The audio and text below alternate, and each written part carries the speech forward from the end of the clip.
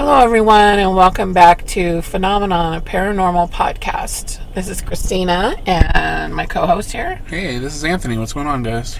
And we are going to be talking about a subject that I find very interesting, and we always have, because a lot of people either completely will be on board with it and believe in it, Right. while others are absolutely don't believe in the possibility, even if they believe in paranormal phenomenon in and of itself. I love when people say they believe in the paranormal, but it's only very specific things. Right, exactly. Like one thing's impossible to be true, and the other isn't. Yeah. I mean, I've been a member, and still am, of many paranormal groups on Facebook, for instance, and you'll have people who are just diehard believers in ghosts or spirits or whatever they want to call them, but if someone brings up Bigfoot, they call them crazy and they can't believe, you know what I mean? Yeah. So, yeah, it's one of those things in the paranormal world. You know, you have your different groups of thought, I guess. Right. So this particular subject is about haunted objects. This is a good subject. I love that it's a broad subject too, because it leaves open the discussion for you guys too. Exactly. So haunted objects is a really interesting subject, I think. Right, I agree. And we're going to talk about the idea of how an object can possibly be haunted, Right. for lack of a better way to put it. What we more so, I guess, a better way to describe it would be that, you know, an energy attaches itself to an object. And, you know, believers in this phenomena particularly believe that, you know, whoever this object belonged to, perhaps, or someone in the home, if they particularly loved a certain thing, or spent a lot of time with it, or even furniture, if it was someone's favorite chair, that their energy, as we do believe, energy is left behind. And that's, you know, sort of our basis for how we communicate Right. with those left behind. That the energy that's left behind, not only can it be in the large, you know, collective consciousness, but what's not to say that some of that energy can't attach to their favorite object. That's true. You know, and that is the idea of what they call imprinting Right. on an object. I mean, it's interesting too because, as we'll discuss, we have some, examples of the history of haunted objects. But it's interesting to see that over the years, how haunted objects and the theory on them has evolved, because so many of the haunted objects from early days, is a lot like the paranormal itself. So many people would believe, if there was some weird thing going on, it must be evil, Right, exactly. Especially if it was, the object was something that looked like, it could be evil.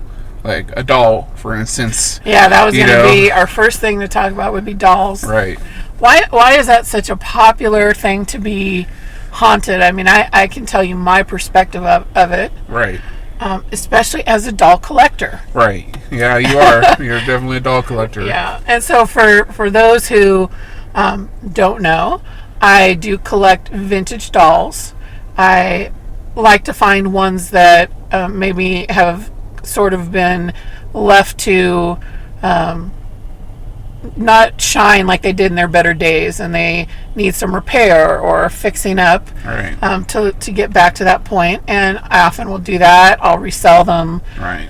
That sort of thing. So I don't believe that every doll in the world is haunted. No. Or that, if you see an old, what people will label, oh, here's an old creepy doll. Yeah. The creepy factor comes in because the doll's maybe old and beat up. Maybe she was left in an attic for 40 years. Something that people don't even realize, too, that I've learned from Christina, is that some of the creepier looking dolls that people are so afraid of were purposely made to look creepy. Exactly. They had things done to them to make them look older than they actually are, to make it look like their skin is cracked. Right. Or what have you. They rubbed the doll in dirt even just to make it look like some sort of thing crawled out of the grave. Right. I personally know someone who is in the horror field. Right. And they do horror makeup, even as far as special effects type of horror makeup. And they also will take old dolls. Right. And they will change their eyes to be blood red and make scars on them and purposely make Halloween novelty type of dolls to sell. Right. I mean, hey, listen, we're fans of movies like the Annabelle films. Sure. And anything to do with creepy dolls, it makes for a good story. Of course. But the reality is, much like most paranormal things, we don't necessarily believe that these are objects that you should be afraid of if they're even haunted. I mean, you're not going to have Chucky running around your house. No, with a butcher knife, coming after you. Right. I mean, one of my favorite all-time horror flicks was Trilogy of Terror. Right. With the little Zuni doll that was the most terrifying inanimate object that came to life and killed people that I've ever seen on screen. I saw that when I was a kid, and it terrified me and haunted my dreams for so long. Me too. But the reality, like we said, the reality is that's not really what happens. It's just it's very similar to hauntings. When people watch a horror movie or they see certain paranormal shows that are out there and all the things that supposedly happen on these investigations or things that are completely blown out of proportion, and people think a haunting means that you're always going to see an apparition and you're always in danger. It must be demonic and evil, and they're going to someone pushed my employee down the stairs, or all these things are red marks on your arm. It must have been a demon. Yeah, a demon scratched you. The thing is, all these things are done for the exact effect that is happening afterwards, which is to scare you and to keep you intrigued and wanting to watch more. It's the network especially, but even some of the creators are wanting to entertain you and draw you in so that you keep watching. Absolutely. And nothing draws more people in than when they're scared of something and they want to know more. And it's not to say that there aren't certain paranormal shows or documentaries or things that are much more realistic, because there are. Yeah. And we can also provide a link down below to show you what we mean. But, the idea behind haunted dolls especially is that sheer creepy factor that goes along with all the movies you've ever seen that have Annabelle, that have Chucky, Trilogy of Terror, even Twilight Zone years ago had Talking Tina, and Poltergeist, the movie, the very first one with the clown toy under the bed. Right. So you have your fear of dolls and clowns wrapped into one. Yep. So we're going to talk today about a haunted doll. Yeah. That a couple of them actually in this list that we have that is a little more what you can expect from a haunted object. Right. To occur. And the dolls often look a lot different in real life. Very different. Than they do when a movie is made about them, for instance. Exactly, and we'll get to her for sure. Yeah. So this one, if you are a paranormal enthusiast, you've likely heard of Robert the Doll. Very, very famous story. And I will say that when you look at the actual Robert the Doll, it's not like something that, I would imagine wanting to see sitting in the corner of my room. It's not an attractive looking doll. It reminds me of that Channel Zero show, Candle Cove. Yeah, definitely. The puppets in that first season that are supposed to be the evil. Yeah. That's the kind of material that the doll, Robert the Doll, looks like it's made of. Right. So it's understandable that people would get that feeling of being creeped out just looking at him. It's because of what the material he was made of and the way he was made to look. Exactly. It was almost intentionally made to creep people out. Yeah. So let me tell you the story of Robert real quick. This is an artist, Robert Eugene Otto, or known by his family as Gene. When he was 4 years old, he was given a doll as a gift. And as the story went, the doll looked kind of human, but kind of not. And that's, I think, where you get your creepy factor for sure. Right. He wore a sailor suit, had his own toy that he carried. Right. It was big enough to sit in a rocking chair, which is where he always sat. And, from the moment that he first appeared, the family started having weird events happening in their home. They would periodically hear Gene, which is what they, name. The Gene was a little kid that got the doll, right. So stand corrected. He would be giggling with someone, and an unknown person with a sort of deep-sounding voice. Right. As they walked by his bedroom door, they would hear this often. Furniture would be overturned in rooms and where the doll sat. Right. Gene, the little boy, would be having horrible nightmares.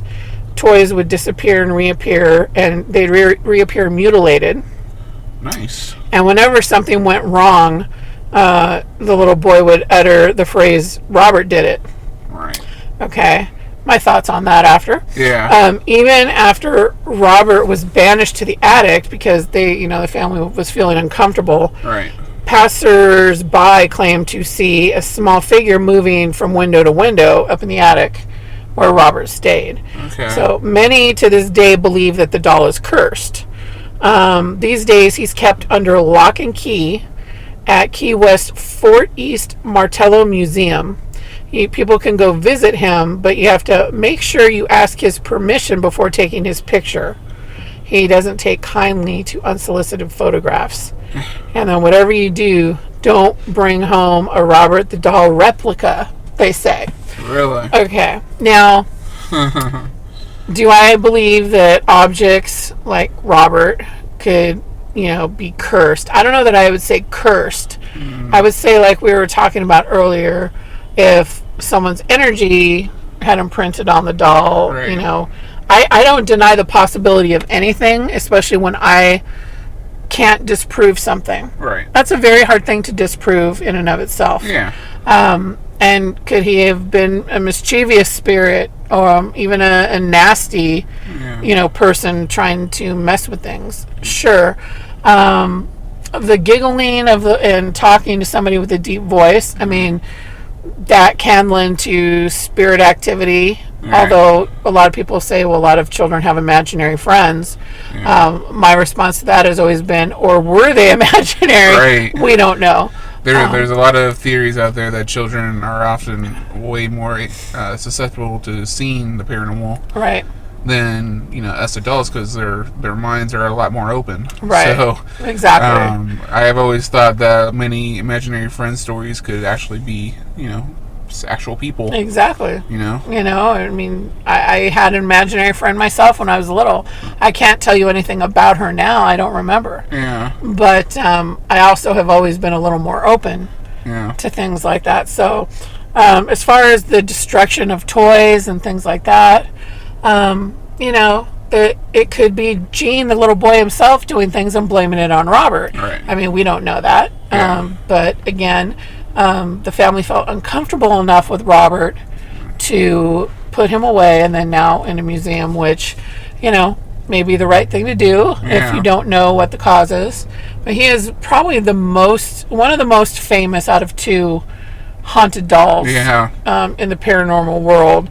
The other one is the lovely lady herself, Annabelle. Yeah, everyone knows Annabelle. Even if you're not into the paranormal quite as much, you've seen the movies, you know the story, and even though they are movies and they're a lot more sensationalized Right. than the actual doll, the doll is very well known because it is one of the cases of investigators Ed and Lorraine Warren. Right. And, like Anthony mentioned earlier, she did not look like the Annabelle the doll in the movies. No, she did not. If anybody has ever done any research into her or their museum that they have, the Warrens, Right. she is a very large Raggedy Ann doll. Right. Nothing like the porcelain, creepy doll that they made for the movie. That's another very good example of what we were talking about with the fear factor in movies and whatnot. A Raggedy Ann doll does not look scary, No. but a very creepy old Victorian Demento-looking doll does. Yeah. So that's of course what we're going to use for effect. Yeah. But the story of Annabelle is that she was purchased from a hobby store in the 70s, and she would later be named Annabelle. But supposedly she spent a considerable amount of time terrorizing a pair of nursing students before Lorraine and Ed Warren were called in. And although initially the spirit within the doll claimed to be that of a young girl, Annabelle Higgins, who had been found dead at the age of 7, eventually it became clear that this was not the case. They determined, the Warrens, Right. that Annabelle was actually a demon posing as the spirit of a little girl, and even worse, that she was intent on stealing one of the nursing students' souls. Now, I think it was Ed who was a demonologist, correct? Yes, and their family also was deeply religious. Right. So a lot of their paranormal research tended to lean towards that side of things. And Exactly. Which we respect everyone's belief system, like we've always said. Right. It's just, taking the actual events of Annabelle's activities. Right. And you got to kind of take a back seat and analyze and say, okay, what's really happening here? Exactly, because the one thing that is sort of a pet peeve of ours is that so many things are they have to be a demon. Right, everything. Right out of the gate, because of course the demons are the scariest, right? Yeah. If you believe in them, that's going to terrify you the most. Right. When, in reality, a negative person in life who's like very negative, or even a criminal, or, we talked about in an earlier episode, I think, but the house that I currently live in, the previous owner passed away in the home, and we didn't know until, a while after we'd been living here that he was a convicted pedophile. Yeah. He was not a nice man. Very creepy. Very bad man. Yeah. And he, passed away at the house. We always sort of half jokingly eyeball this area in the very backyard, the very furthest back of the yard, that actually looks like a person's buried there. It's a giant mound. And he was a big man, a very big man. And we've had, pest control people come out, and they say that's not an anthill. That's not some sort of animal thing. That's not anything related to a pest problem. I might even add a picture to it just for fun in this episode. We'll post it to our Instagram. Okay. You guys can check it out on our Instagram page. So you can tell us it what you looks like think. a body buried in a yard is what it looks like. But anyway, but some of the activity and communication that we've had at the home has come from this person, and he's very nasty, very negative type of energy, says a lot of really bad things. He's a bull in a china shop when he comes in. Oh yeah, when we do sessions, because he pushes everyone else out. Identifies himself, says we'll cuss you out, we'll tell you to get the fuck out, we'll call you names, call your mother a name. Yeah. I mean, it goes on and on, but see, that's my point. If someone was like that in life, their energy that's left behind is not going to suddenly be angelic. No. It's going to be who they were. And so energy of people is exactly that, people. Not every person in the world is a good person. Or a demon. No. But the other thing to remember with that is, even if you do get a nasty or mean spirit of a person, what's the worst that they're going to do? Mm-hmm. What we just described. They're going to curse you out. They're going to try and scare you. This dude, that's in our house, that's come forward many times, has even tried to tell us he's Satan. Yeah. That he's a demon. Exactly. He's tried scaring us off with so many demonic references. Yeah. And whenever we shut him down, we say, no, that's not what's happening here. He gets mad and goes away. Exactly. We just say, you're not welcome, and done deal. I mean, I don't think if it was a demon, it would be quite that easy. No. So, at any rate, we bring that up because, of course, that was the direction that was taken with Annabelle. Right. Apparently, an exorcism came into play. Right. That was supposed to have solved the problem, but the Warrens took Annabelle at the end of the case and built a locked case for her behind glass. After she started getting up to her old tricks at the Warrens, apparently. I don't know what that means. That's very vague. From what stories I have read, and I don't know what is true and what's not, but the Warrens had a priest bless the glass case, and the case and everything with holy water, and they're supposed to keep Annabelle locked up always. At all times, yeah. Opening it supposedly lends to the possibility of her escaping this demonic entity. Yeah. Again, we have different feelings on the actual possible haunting. The movie makes it a lot more scary than actually is. The one story that they told was that when they were driving home with the doll, that they almost crashed, and apparently a lot of other people who have come into contact with Annabelle physically have reported that leaving the Warrens, that they've almost had near fatal car crashes or something. That's a lot of, I think, build up from the stories that were already being told about her. The people started getting it into their head, and then anything bad that happened, it must have been Annabelle. Exactly. Now, I mean, we could go so deep on Annabelle alone, let me tell you, because, I mean, do I know that the nursing students were, terrorized, and she was like getting up Annabelle running around writing notes and leaving them places and Yeah. whatnot.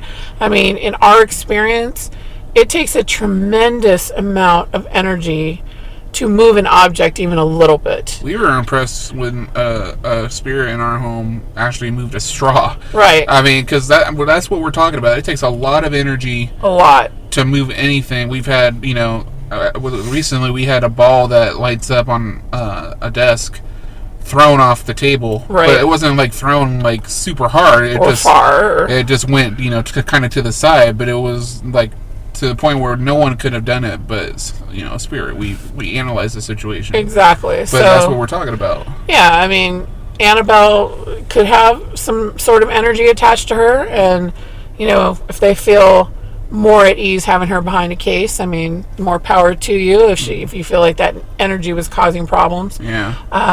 The demonic aspect, I mean, that's to everyone to form their own opinion, I guess Yeah. I can say. As far as other dolls, before I move on to the next thing, is the idea of haunted dolls has become so popular because of things like Annabelle, Chucky, and these other things that you might hear of, that it's we've created this whole broad sales situation where people can take any doll at all Yeah. and put it up for sale and say it's haunted, and there are many out there. We've even so seen many. it's even become something popular that a lot of YouTube stars will do. Yeah. Because we're living in that kind of age where it's a trend starts on YouTube and everyone's doing it. And what they do is they buy these dolls and they do these rituals Right. where the doll is supposed to come to life with a little knife Yeah. and chase him through the house. And we watched one YouTuber do this, and it was the worst fake setup we've ever seen. Absolutely. He tried to show that the doll was actually walking through the house on its own. Yeah. And it was very clear with the camera angles that it was just him behind the doll moving it, and it's like... And it was a Chucky's bride doll Of course. that he used for this ritual. So, of course, for the extra effect, we're going to have Chucky's bride running around the house. But that's the point. Yeah, of course. The people are trying to cash in on that trend of, because Annabelle did so well, every doll is going to be a scary, demonic, haunted doll that's trying to kill you. Yep. That's not the reality of the situation Not at all. And there's one person who has a huge Etsy shop Right. filled with haunted dolls. I mean, I'm talking about hundreds. Right. And supposedly, I won't name any names, but the story is that she's a medium, and her grandmother before her was a medium Right. that collected all these dolls, and they all were supposed to be haunted. Now, when we say that an object here or there can have a spirit attachment, okay, I can accept that. Right. But if you're telling me that one person had hundreds of specifically dolls, and all of them had spirit attachments, they were all haunted. Yeah. My favorite part about it is if you were to see this person's store, the elaborate backstories of each spirit that possesses these dolls. I mean, and some of it's kind of insulting. Yeah. An African American doll, his whole former story is that he was some jazz performer, and Yeah, it's very racist. in Harlem and all this stuff. And it's like, what I see, especially having been a writer myself, Yeah. is somebody who can really write some great elaborate backstories and putting them with a doll to make money, and they're all incredibly expensive. Yeah. And people who want to believe in the haunted dolls, they will pay that money, Right. to get it. So it's become a business more than anything else. Right. And for me, as somebody who collects dolls, we saw another YouTuber do that same ritual as the other one Anthony was mentioning, and she had the doll that she picked to do this on, and it was a very vintage collectible doll that I had just bought one like it very recently. Very and nice. They stab it with a knife and rip it open, and as I'm going, no, as a collector. You have but to put some sort of beads or rice or salt or something rice, inside of it. Yeah. I mean, it's a whole thing, and it's like Christina said, it can also be very insulting when certain ones come up. Yep. Especially in the day and age we're living in right now. I mean, it's just sad to see, people going to these lengths to try and sell this narrative of haunted dolls Absolutely. that really isn't true. Yeah, so I would say buyer beware For sure. if you're out there in the market for a haunted doll. I mean, Don't believe everything you read. absolutely don't believe everything you read. Yeah. And don't, invest in something unless you know a whole lot about the history and background.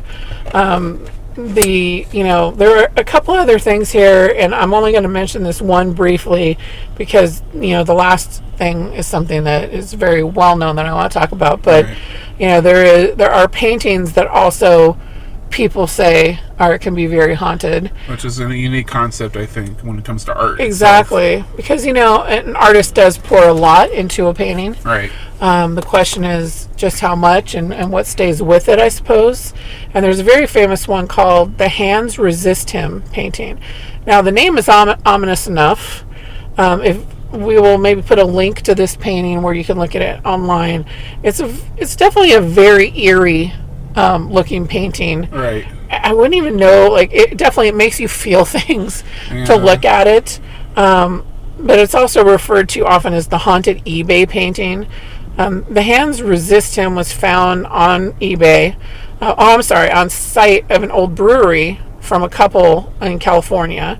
And they put it up for auction on eBay in February of 2000, claiming that the characters in the paintings sometimes moved around on their own and occasionally even escaped the boundaries of the painting itself. It eventually sold for a whopping $1,025 because apparently people really like to decorate their homes with cursed paintings. All right. And Sounds like a Stephen King story right here. it really does. I mean, it actually sounds like that old Night Gallery with Roddy McDowell, Right, where the right. painting kept changing Right. and coming alive. Great episode, by the way. Oh, of course. But it definitely is a eerie looking painting with a young boy, who the boy looks very creepy himself. Right. But it also has a doll like looking girl standing in front of a window and a sea of disembodied hands kind of behind them, which is a little on the creepy side, of course. Yeah. But it's, whether it's cursed, I don't know that I'd say that.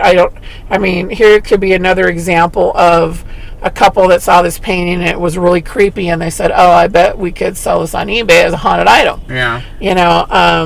This is another case where you really can't prove that. The artist based it off of a photograph that his parents took of him and a neighbor when they were children. And he himself was rather surprised when he heard about the stories attached to the painting that he painted. Right. He said there are memories, echoes of all the life within a place.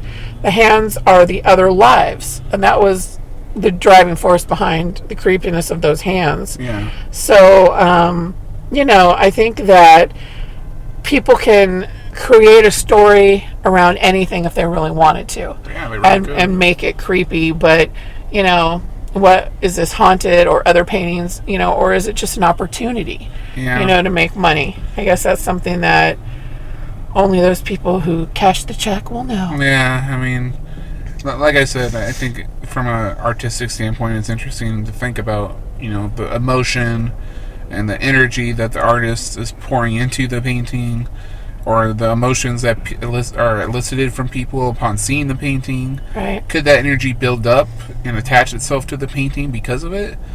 Possibly. I don't know.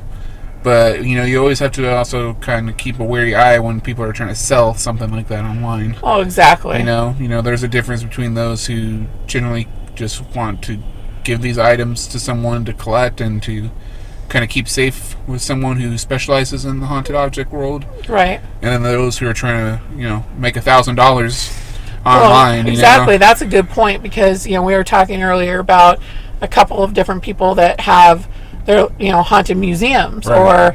Or like John Zaffis. John Zaffis is the nephew, I think, of Lorraine Warren. I believe so, yeah. And he is very well known for having his own haunted collection, and he had a show. He's actually known in the paranormal Right. community as the Haunted Collector. The haunted collector, right? And now is every item he has, are they all haunted or have spirit attachments? Of course, we will never know. No. But he is someone who would go to people, and if they had a haunted item, he would investigate it, and try and get the history of it. And make a determination. Exactly. And then if they found it could be, haunted, he would Right. ask if they wanted him to take it, and if they did, they would give it to him. Right, and take it back to and put it in his museum and keep it under lock and key, much like his,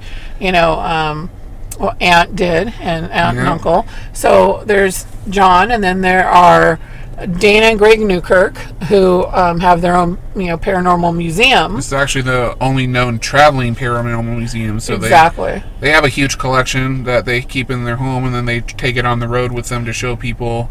Not obviously during this quarantine that we're in, but Right. typically before this, they were on the road, showcasing these items and trying to show people that they're not necessarily something to be afraid of all the time, and that they're not evil. I think that's the whole point of their Exactly. museum, and I think that's kind of what them and John Zaffis do, is something that we kind of identify with more, because they're Well, trying right. They investigate it too. Yeah. Greg and Dana do a ton of investigative techniques on each of these objects. Right. So, they're not just going into, haunted item here, haunted item there, Yeah. and, selling them off to the highest bidder. Yeah. They learn a lot about these objects that they take in. Yeah. And generally, that's kind of how it should work. If there's somebody who has something they think is haunted, or has a negative attachment, especially, if they don't want this around, better to give it to somebody that has experience with that, who can know how to work with it, rather than just, here, I'm selling this to the next person to deal with. Yeah. So the last thing that I want to mention is something that, again, if you know the paranormal, you've likely heard of this, but these also are things that get created by people and sold on eBay and other places to make Right. money. But this is about the Dybbuk box. Yeah. The creme de la creme, I guess, of haunted items, right? This is like, especially if you are into the paranormal and are on YouTube or on Instagram or whatever, you've seen this is a big trend right now, Oh, yeah. where people are going on eBay or Amazon or wherever you can buy something, and they're getting Dybbuk boxes. Well, there was a movie made in 2012 called The Possession. Right. And it was very much based on the actual story of the Dybbuk box. Right. That goes back a little bit, but I can tell you that the item known as the Dybbuk box first made its appearance on the internet in 2003, when it was put up for auction on eBay, and its owner at the time claimed that he had picked up this box, and I think he picked it up at an estate sale, Right. and he was going to use it to store wine. This was in Portland, Oregon in 2001. It had belonged to a Jewish woman who had lived to be 103. Wow. The box, she had always said, housed a Dybbuk, All right. or an evil spirit, and should never ever be opened. Didn't And- they seal it with like wax or something? Exactly. That's traditionally how Dybbuk boxes are done. Yeah. You're supposed to bind that spirit somehow, Right. and also put other items that are very specific in the box, Right. and seal it with wax, and it's not supposed to be opened. Right. So it says she should never open it, and of course the new owner opened it, Of course. and as you might have guessed, things didn't go so well. And this is kind of made me laugh in a way. Things weren't going well, but then he gave it to his mother, Oh yeah, nice. which is what you do, I guess, if maybe you don't like your mother. Yeah, I guess so. But okay, she immediately suffered a stroke after he gave it to her. Oh my gosh, Then he asked his sister to hang on to it. this guy really doesn't like his family. Apparently not. I'm starting to wonder gosh. here. And it freaked her out because it wouldn't stay shut. He then tried to sell it, only to find it returned to his doorstep with a note reading, "This has a bad darkness." So the buyer did not want to keep it. Yeah. Apparently, it has changed hands several times since the 2003 auction on eBay, and currently it's on display at guess whose museum? Zach Baggins Oh my gosh. in Las Vegas. And I am not a particular fan of Zach Baggins. No. Sorry We won't to get any in- one of our listeners who is. Yeah, we won't get into everything. It just, Yeah. we're not really big on Zach Baggins or his approach to the paranormal. Yeah. So But at any rate, this particular story of the Dybbuk box had sparked about 1 million other Dybbuk boxes to be put on eBay and other listing sites. And Also, aside from people trying to make money on that type of thing, it also sparked a whole craze of YouTubers that, delve into the paranormal. I bought a Dybbuk box. I'm going to open it on my channel. Yeah. You can watch, and then ultimately, 2 weeks later, this is what happened at my home since I opened the Dybbuk box. I haven't been able to sleep, and Yeah, things I've have been gone having missing. nightmares Things and- are being broken. I mean, things have gotten so elaborate. There are certain channels that we see who do this sort of video where they're opening a Dybbuk box, and as they're opening it, they have these special effects of stuff flying off their walls, Yeah. and it's gotten so elaborate. But My you know favorites what? are the ones where they get possessed at the end. Oh yeah, definitely. And then 2 weeks later, they're uploading a cooking video. you know, But I guess they weren't so possessed that they couldn't cook. no, right? So yeah, I mean, it's frustrating as somebody who is a believer in their paranormal to see other things sort of exploited that way. But Yeah. these people are doing it to get views, and guess what? They're getting views. Yep. And I can't begrudge them that, but It makes the real cases so much harder to find because we do believe that there are objects out there, and there could even be an actual box that people will think is a Dybbuk box, but maybe it's just some sort of spirit attachment. yeah. Who knows? But it's hard to investigate those when you have all these, elaborate YouTube videos going up and people selling them for hundreds and even thousands of dollars on eBay. And then you have all that, and people are just going, well, why am I going to believe this?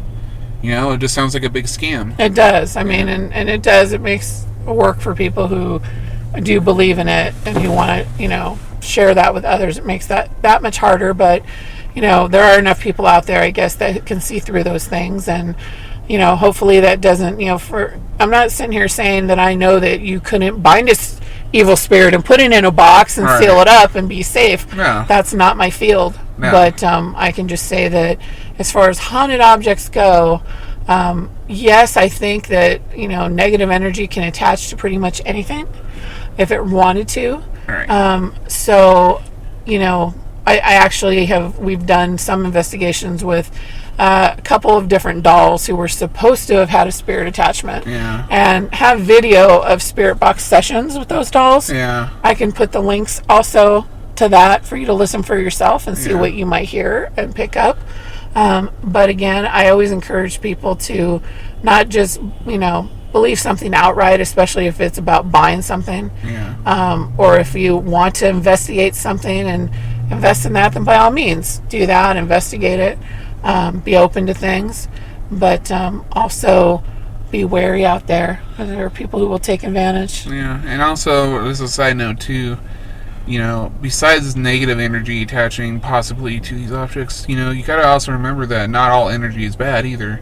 So if something you believe is haunted is going on, don't automatically assume that it's an evil spirit. Exactly. Do the work. Do some investigating. Yep. Kind of eliminate the possibilities, and if it really is haunted and there's something negative, then of course, find a way, someone who is willing to work with it. But don't make that assumption right away.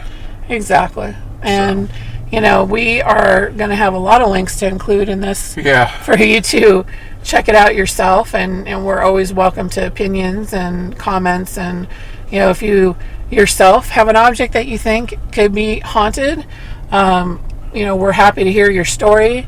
If you have an object that you don't want because you're worried that it's haunted, Yeah. we're happy to talk to you about taking that in and investigating that. Direct message us. Please do. We'll arrange details, and you can send it our way. We're always happy to work with haunted objects and do some investigating, and we're not afraid of that. So if you have something that is scaring you or you think could be haunted and you want to talk about it, DM us or email us. We'll have all our information in the links down below. But feel free to.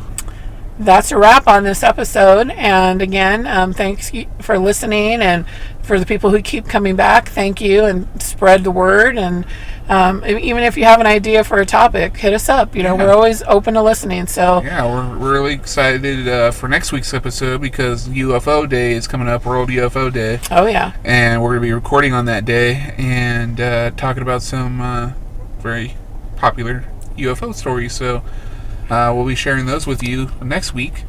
But if you have another topic you want for the episode after that or beyond, feel free to let us know. What's interesting you about the paranormal to this week?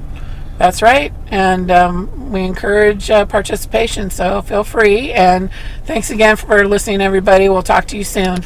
All right, goodbye, everyone.